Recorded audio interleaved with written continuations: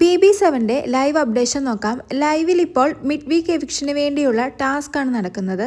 എന്നാൽ mid week എവിക്ഷനിലുള്ള 6 പേരായിരിക്കില്ല ഈ ടാസ്കിൽ പങ്കെടുക്കേണ്ടത്. അതിനു പകരം മോർണിംഗ് ടാസ്കിലൂടെ അവർ തിരഞ്ഞെടുത്ത പാർട്ട്ണറുകളായ 2 പേരായിരിക്കും ഇന്ന് അവർക്ക് വേണ്ടി ഈ ടാസ്ക് കളിക്കാൻ പോകുന്നത്.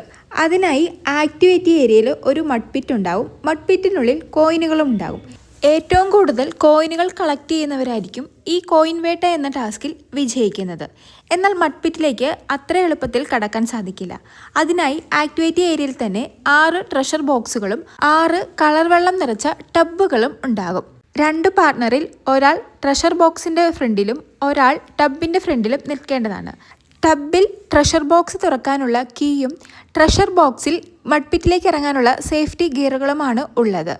ആദ്യം ടബിൽ നിന്നും കീ എടുത്ത് ട്രഷർ ബോക്സ് തുറന്ന് അതിലുള്ള സേഫ്റ്റി ഗിയറുകളെല്ലാം ഇട്ടതിനു ശേഷം മാത്രമേ മഡ്പിറ്റിൽ ഇറങ്ങാൻ സാധിക്കൂ. ബസർ ടു ബസർ ആയിരിക്കും ഗെയിം. 6 മിനിറ്റാണ് ഇവർക്ക് ലഭിക്കുന്നത്. ആദ്യം തന്നെ കീ ലഭിച്ചത് രേണു സുധിയുടെ പാർട്ട്ണറായ ബിൻസിക്കും ശൈത്യക്കുമായിരുന്നു. ആദ്യം തന്നെ കീ ലഭിക്കുക എന്നത് ഈ ടാസ്കിൻ്റെ ഒരു അഡ്വാൻറ്റേജ് ആയിരുന്നു. എന്തായാലും അത് ലഭിച്ചത് രേണു സുധിയുടെ പാർട്ട്നേഴ്സിനാണ്. എന്നാൽ ഏറ്റവും അവസാനം കീ ലഭിച്ചത് അനീഷിൻ്റെ പാർട്ട്ണറായ ശരത്തിനും അനുമോൾക്കുമായിരുന്നു. കാരണം അവർക്ക് 6 മിനിറ്റിൽ 3 മിനിറ്റോളം തന്നെ കീ അന്വേഷിച്ച് സമയം പോയിരുന്നു. അവസാനത്തെ 3 മിനിറ്റ് ആയപ്പോഴാണ് അനുമോൾ മഡ്പിറ്റിൽ എത്തിയത് തന്നെ. 2 പാർട്ട്ണർമാരിൽ ഒരാൾക്ക് മാത്രമാണ് മഡ്പിറ്റിൽ ഇറങ്ങാൻ സാധിക്കുന്നത്. കീ എടുത്തവർക്ക് മഡ്പിറ്റിൽ ഇറങ്ങാൻ സാധിക്കില്ല. അതുകൊണ്ട് തന്നെ മിഡ് വീക്ക് എവിക്ഷനിലുള്ള 6 കണ്ടസ്റ്റൻസിന് വേണ്ടി 6 പേരാണ് ഇന്ന് മഡ്പിറ്റിൽ ഇറങ്ങിയിരിക്കുന്നത്.